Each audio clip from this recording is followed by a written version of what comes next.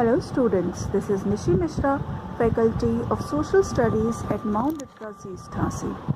Students, in my previous lecture we started the first chapter of history. And I also told you that in the next lecture I'll tell you about the sources that helped us to study the modern period of Indian history. Children, by the modern period of history, print technology had progressed greatly. Also, paper was easily available and was cheap. Therefore, the study of modern history mainly relied on literary sources. The literary sources for British India include the administrative records, survey reports, and indigenous records. Now, what are administrative records? The British believed in writing every instruction, plan, policy, decision, and agreement. So, all the information gained was documented. It was documented through memos, notings, and reports. Every instruction, plan, policy, decision, agreement, or every investigation was clearly written and recorded. With the spread of printing, multiple copies of the proceedings of each government department were printed. When reading them, we understand how different powers dealt with each other and how the British imperialist and economic policies exploited India. Now, the survey reports. Children, do you know what are survey reports? Let me tell you. The British believed that the country had to be properly known before it could be effectively administered. So, by the early 19th century, detailed surveys were being created out to the map in the entire country.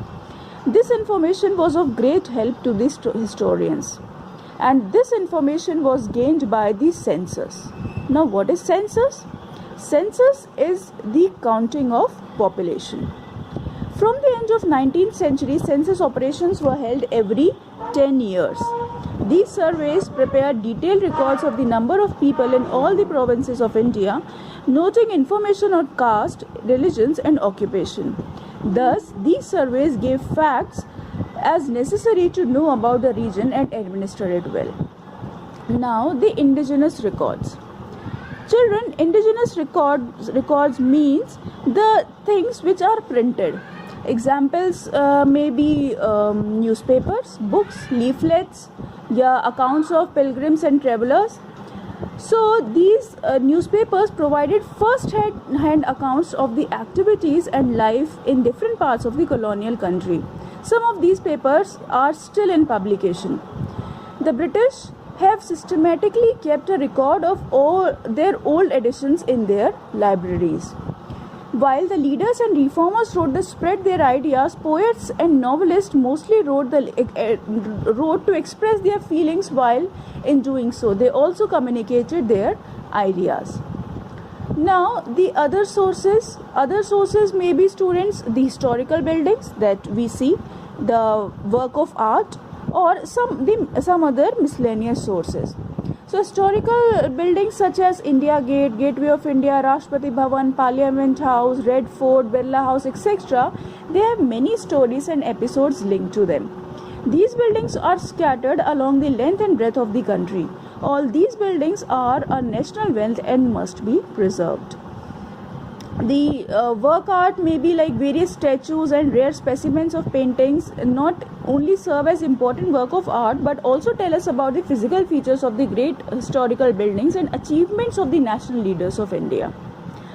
Students, last but not the least, but the miscellaneous sources includes the books or autobiographies written by the some historical personalities. Like Mahatma Gandhi or Jawaharlal Nehru. See, it gives us their way of thinking and their relationship with other people. The Discovery of India, the book that was written by Jawaharlal Nehru, is one such example which describes India across various ages. It is a compilation of letters written by Pandit Jawaharlal Nehru to his daughter Indira Priyadarshini. He wrote these when he was in jail. That's all for today, students. So here we are done with chapter number 1 of history.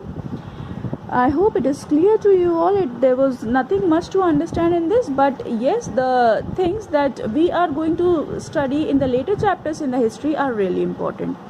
So but in my next lecture we are going to start with the second chapter of civics. So prepare yourself. Thank you. Have a good day.